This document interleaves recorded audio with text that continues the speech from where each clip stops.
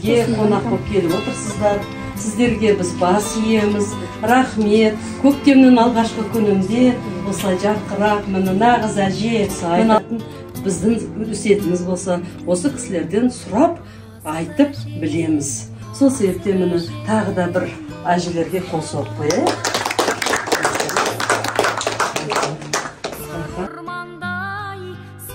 Өмірдің үлкен белгісі.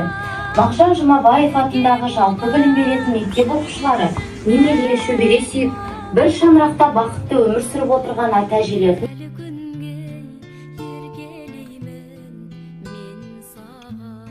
көрдіңіздер ме, жаңағы қарап отырсыздар, 4-ші, 5-ші шөберені көргендер. Біздің мектебімізде осында шөбере сүйген кісілер бар екен. Сіздерге соны жазсын, сіздер де шөбере сүйіңіздер. Барлығымызға наурыз, 1 наурыздан бастап, көктемнің 1-ші гүлі, көктемнің 1-ші күні. Сол себептен осы көктемдегі ең бірінші біздің қызықтайтын тойымыз осы наурыз той. Өздеріңіз осы наурыз айы мен наурыз мерекесі мен өздеріңіздің бір сұхбат ойында өздеріңіз бастап айтсаңыздар. Құт береке келсін әриге нұр жаусын. Енді не айтайын жас ұрпақтарға? Мамаларыңды, папаларыңды, әжелерін, аталарыңды сыйлаңдар. Оларға көп кері жоқ, сол сендер сыйласаңдар, қуанышына келсеңдер, жақсы оқысаңдар, жақсы тәрбие бала, оқушы болсаңдар. Содан енді артық не бар? Біз соған қуанамыз, бізге көп кері жоқ. Балалардың амандығын, немерелердің амандығын соны тілеп отырамыз. Енді тура осы наурыз мерекесіне не айтар едіңіз? Наурыз мереке енді әриге нұр жаусын, жақсылық болсын, ақ мол болсын, бейбітшілік болсын. Ең самый главный бейбітшілік болсын. Қазақстанда бейбітшілік болсын. Сол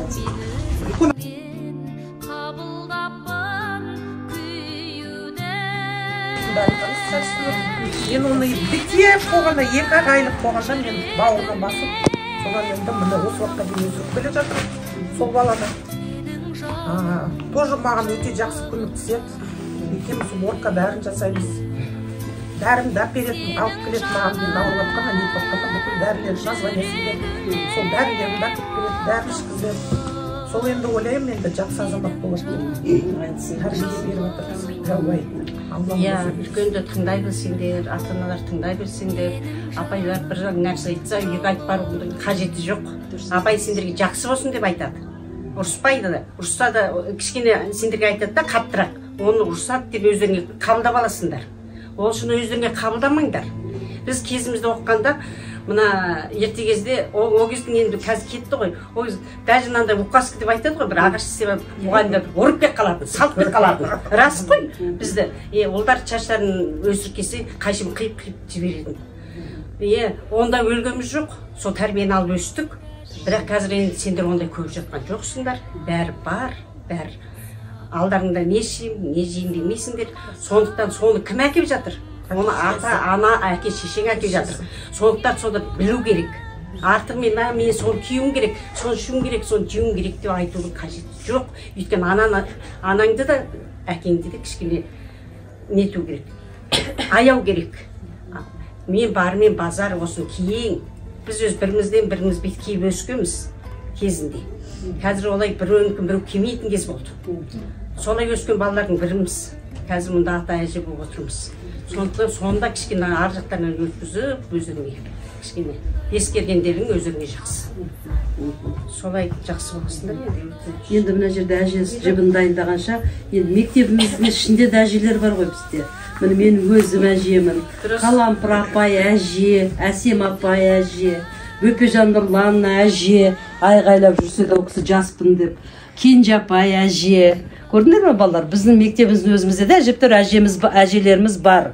Ендігі жолы сіздер бөтен даладан әже іздеп, бәріміз шарқ құрып әже іздегенше, мектебіміздегі әжелерді осылай ортамызға алып отырып, сұхбаттасса, бұл да тамаша бір нәрсе болайын деп тұр, балалар?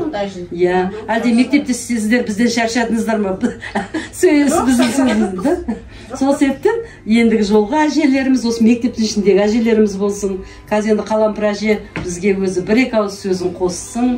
Өзі бұл кісінің өзінің оқушылары, балалары. Сол себептен осы наурыз айының басталғанына кешегі алғыс айтқан күніміз бар. Наурызымыз келе жатыр. Халықаралық әйелдер күні келе жатыр. Міне қыз балалардың тойы. Осының бәрін қосып, Қалампыр апай бір-екі сөз айтсаңыз өзіңіз.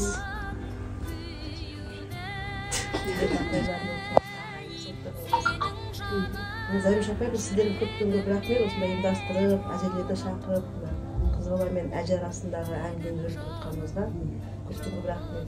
Кеше өткен алғыс күні алдымызда жатқан 8 наурыз халықаралық әйелдер күні, одан кейін 21 жылда алып тұрсын, өзіміз әзіл наурыз күніміздің барлығы құтты болсын. Балаңыз сіздерге тек қана жақсылық тілейміз, амандық болсын. Осы әжелеріңіздің айтқан өсиеттерін тыңдап, үйдегі ата-аналардың айтқанын тыңдап, әрі қарай еліміздің тұлғасы қалыптасуыңыз тілеймін. Әрдайым адамгершілік қасиеттерін жоғалтпаңыздар. Мен де әжемін деп отырмын. Менде 3 балам бар, содан 5-6 немерем бар. Ең үлкен немерем 10 оқиды. Оның қыз бала. Сол қыз балаларды өзіме шақсы еске тұрады. Қазір сол қарақында сендерді көріп, сол баламды өзім еске алып жүрмін дейді. Араймын. Қыз балаға тәрбиені жаққан өз анасы, нағашы әжесі, мен жан жаққа біз тәрбие үйретеміз, апалары, әпкелері. Қызға 40 үйден 40 үйін айтады ғой, сол сөз өте жақсы сөз. Үйдің артында да көз бар тыңдап тұрады айтады ғой. Тістіп тұрады деп, сондықтан қатты дарақыланып көлмей, сыпайы, жақсы жүрсеңіздер. Кейде мен сіздерге айтып қоямын, компьютер жатқан кезде.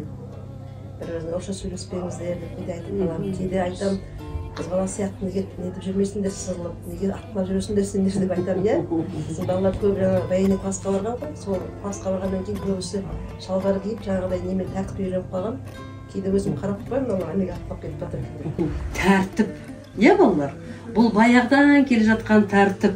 Үлкендің алдынан өтіп қима, жолын кеспе, қолын қақпа. Сол себептен балалар сендер түсініп отырсыңдар. Бүгінгі бұл кездесуіміз, бұл сұхбаттасу әңгіме.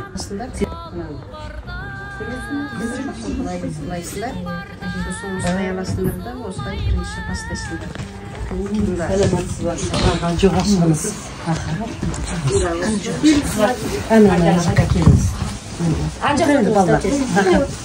жаққа өтсеңіз, ана әженің жанына. Әженің жанына өтіп кетіңіз, Захар.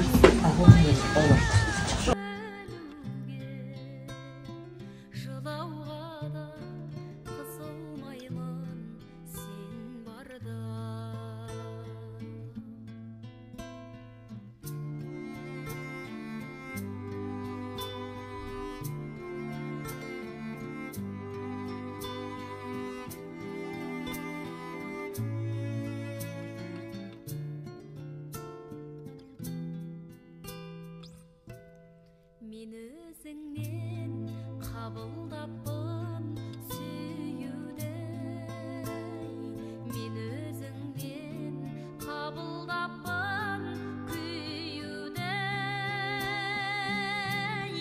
сенің жаның жүрегімнен.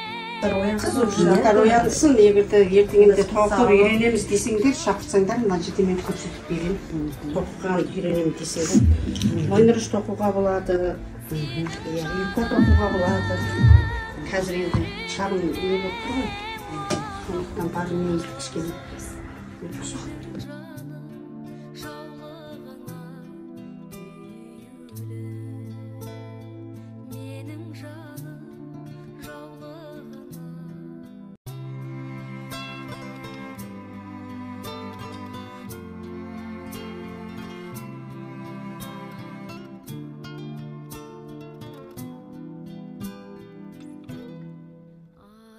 Әжем, ғасыр әжем аңсаған, сағынышым сары ормандай самсаған,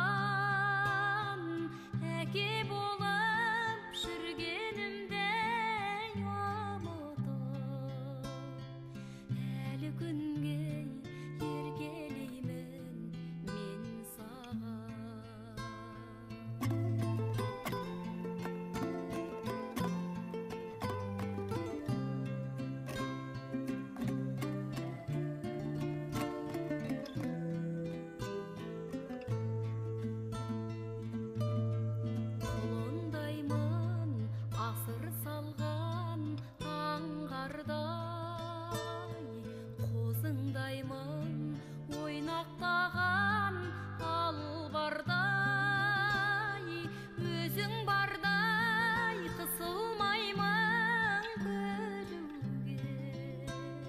жылауға да қысылмаймын сен барда өзің барда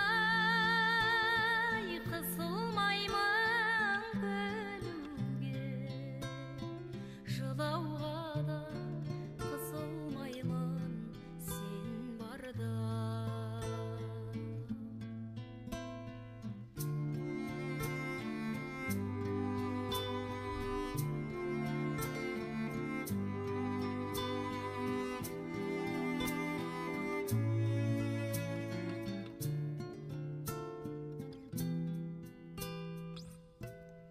мен өзіңнен қабылдаппын сүюді мен өзіңнен қабылдаппын күйюді сенің жаның жүрегіме ораулы менің жаным жаулығыңа Ары қарай жалғастырып, бұл кісі өнерлі екен балалар. Бізге қара жорға биін билеп берсін. Өнерін көрсетсін бір жолатта. Қол өнерін көрсетіп жатыр. Енді өзін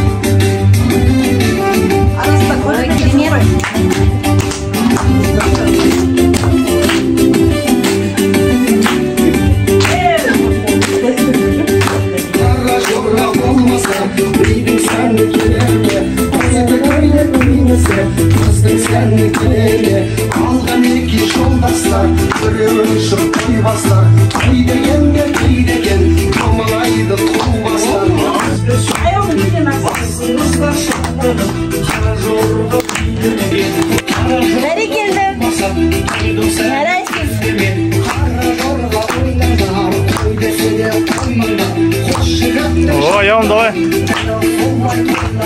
келе бермес аңғайға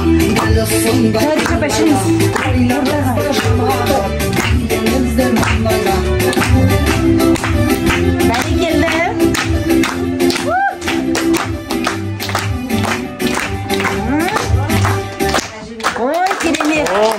Ұзақ ғұмыр тілейміз. Керемет. Бәрекелді.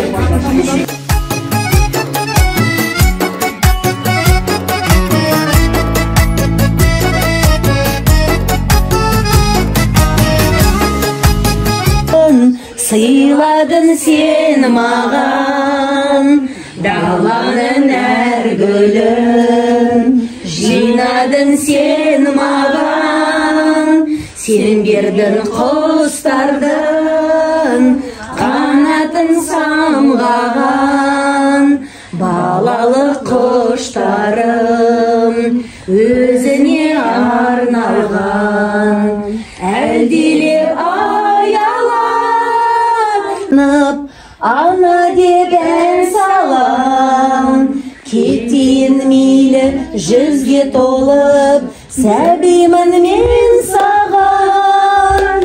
Ана, ана, ана, мәңгі дос сен ғана, абзал ана, ана, құшағын кең дала, данасын сен маған, дарасын сен маған, мақтанатын махаббатым, махаббатым, қарызбын ақшасы да өмірдің бадам.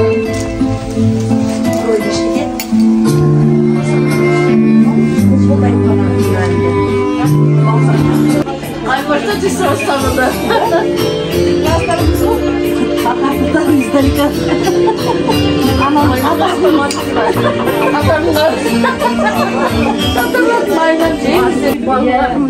Оқып шықты olsun. Кем болған жоқ, ешкіммен мен болған жоқ. Солай ғой, иә? Міне немерелерімізді бағып отырмыз, оқытып жатырмыз қазір. Қазір ата-анамның өзін мектепке шақырту қиын. Сіздер немереге алла разы ертең Амандық болса шөбереге де келесіздер. Бізде мектебімізде 5-6 шөбере де оқитындар кесе. Жаңа көрсеттік видеосын сіздерге. Видеоларды көріп қана. Сондай сіздерге сол жұғысты болсын. Сіздерге де баратын болайық. Дендеріңіз сау болсын, ең бастысы денсаулық, зор, байлық дейді ғой. Одан отбасыларыңыз аман болсын. Сондай үлкен бәйтерек көп, отбасының ортасында ақ жауықты әже болып осылай тәлім тәрбие бере беріңіздер. Еңбектерің жемісті болсын. Балалар өзіміздің арамыздан бір тілегімізді айтайық әжелерге. Рахмет, ауырмаңыздар. Немерелеріңіз бен шөберелеріңіздің қызығын көріп жүре беріңіздер. Осындай жиындарға көрісіп отырайық. Келесі жиында сіздерді көрге қуанышты боламыз. Сау болып жүре беріңіздер. Сіздерге ең бастысы денсаулық тілейміз, аман болыңыздар, жүре беріңіз, бала шағаңыз, немерелеріңіздің қызығын көріп жүре беріңіз. Ең бастысы ауырмай жүре беріңіз. Қазір сіздерге денсаулық қана керек. Ой, айналайын, сол тура айтасың. Денсаулық қана керек. Алла әжелер, сіздерге осылай бізге келіп, өздеріңіздің ақылдарыңызбен, өсиеттеріңізбен бөлістеріңізге мың алғыс. Кеше міне алғыс айту күні болды, сіздерге осылай әжелеріміз көп бола берсін. Сіздерге мол бақыт, денсаулық тілейміз. Әрқашан осылай әр үйдің керегесінен табылатын асыл әжелеріміз, қазыналарымыз көп бола берсін. Ауырмаңыздар, өмірлеріңіз ұзақ болсын.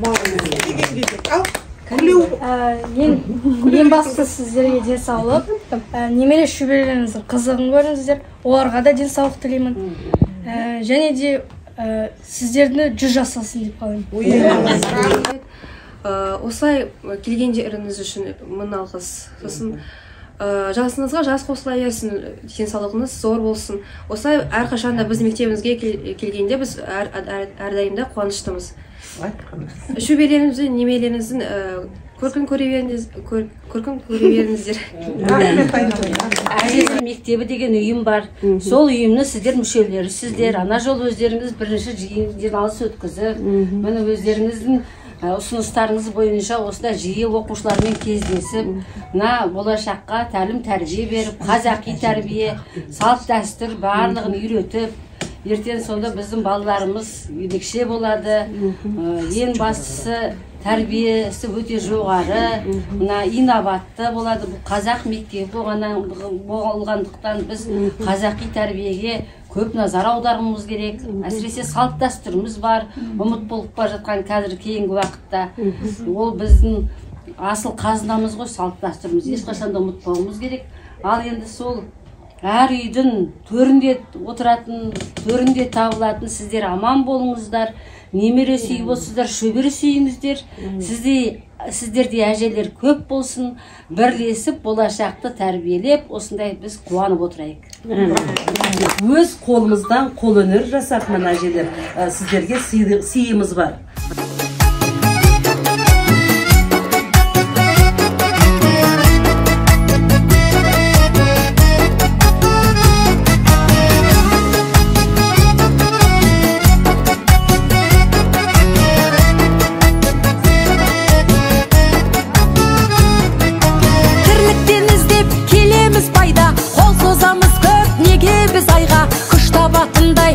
Қанатындай мейірім қайда, береке дейтін базарым қайда, иман мен дәстүр ғажабым қайда, әр қазақ менің жалғызым дейтін қазағым